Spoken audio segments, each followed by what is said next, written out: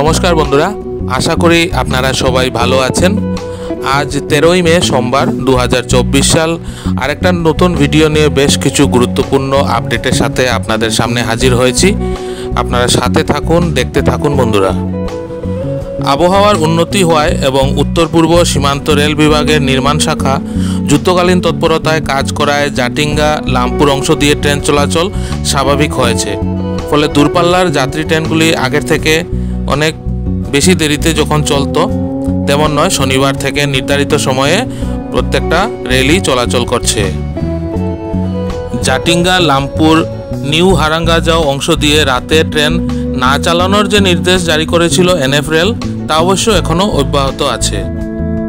আজ অর্থাৎ সোমবার রেল বিভাগের তরফ থেকে যে তথ্য পাওয়া গেছে তার মতে জাটিঙ্গা লামপুর ও নিউ হারাঙ্গাজাওর মধ্যে ট্র্যাক মেরামতের জন্য আজ অর্থাৎ সোমবার 14037 শিলচর নিউ দিল্লি পূর্বোত্তর সম্পর্কক্রান্তি এক্সপ্রেস নির্ধারিত সময় সন্ধ্যা 6:45 পরিবর্তে রাত 11:45 শিলচর থেকে নিউ দিল্লির উদ্দেশ্যে রওনা দেবে।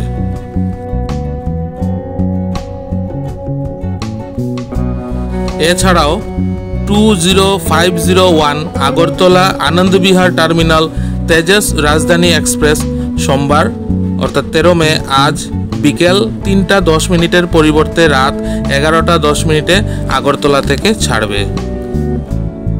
আজকে বদরপুর লামডিং পাহাড় লাইনে চলবে না যে ট্রেনগুলো, সেটা হচ্ছে 15615 Guwahati Silchar first passenger, 15616 Guwahati Silchar first passenger এবং 05638 এবং 05637 শিলচর নাহারলাগুন শিলচর এক্সপ্রেস। এই কটা ট্রেন বাতিল রয়েছে আগের মতো।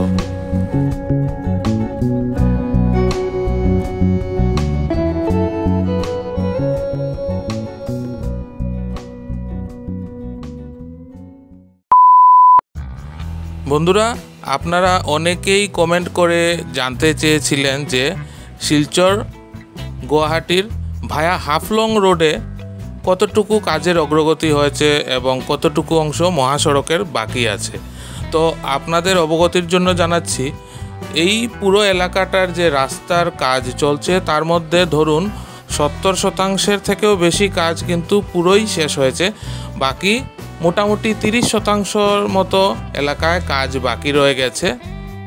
নির্দিষ্ট করে কোনো তথ্য এখনও নেই যে কবে নাগাদ পুরো কাজটা শেষ হবে, তবে আশা করা যায় এই বছর চলতি বছরের 2024 সালের শেষের দিকে শুকনো মরশুমের মধ্যে বাকি অংশের কাজ কমপ্লিট হয়ে যাবে।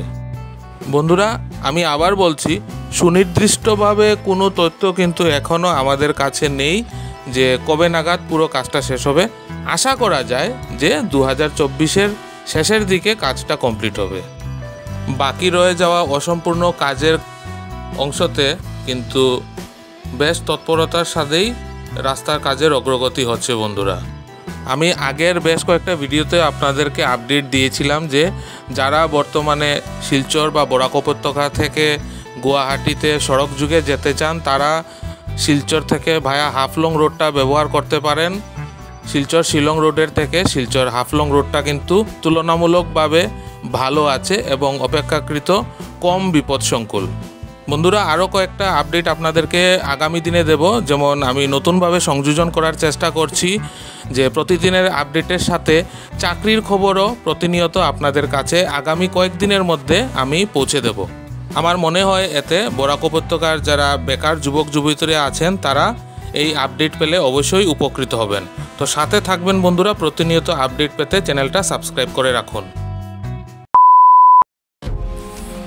বন্ধুরা, আপনারা অনেকেই জানতে চেয়েছিলেন যে অংশের শিলচর থেকে গুয়াহাটির ভায়া হাফলং রোডের কাজ কমপ্লিট হয়ে গেছে সেদিককার রাস্তা কেমন আছে।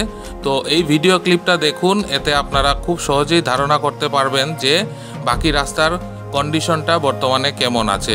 খুবই ভালো কন্ডিশনে আছে এবং সুনির্দিষ্টভাবে বলতে গেলে মাহুর আপনি ক্রস করে গেলে তারপরের থেকে গুয়াহাটি পৌঁছানোর রাস্তা কিন্তু খুবই ভালো, ডাবল লেন আছে, আপনারা অনায়াসে যাত্রা করতে পারবেন।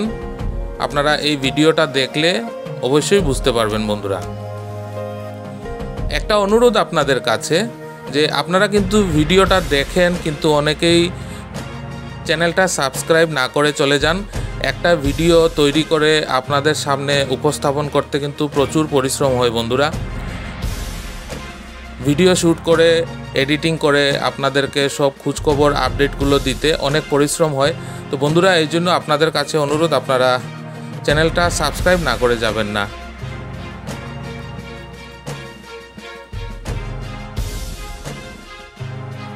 তো আশা করি বন্ধুরা আজকের ভিডিওটা আপনাদের ভালো লাগবে।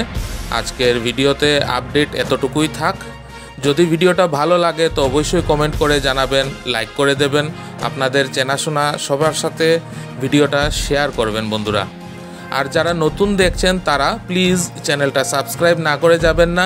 সাবস্ক্রাইব করে পাশে থাকা বেল আইকনটা প্রেস করে দেবেন, তাতে যখনই আমি একটা নতুন আপডেট নিয়ে আসব তার নোটিফিকেশন সাথে সাথে আপনার কাছে চলে আসবে।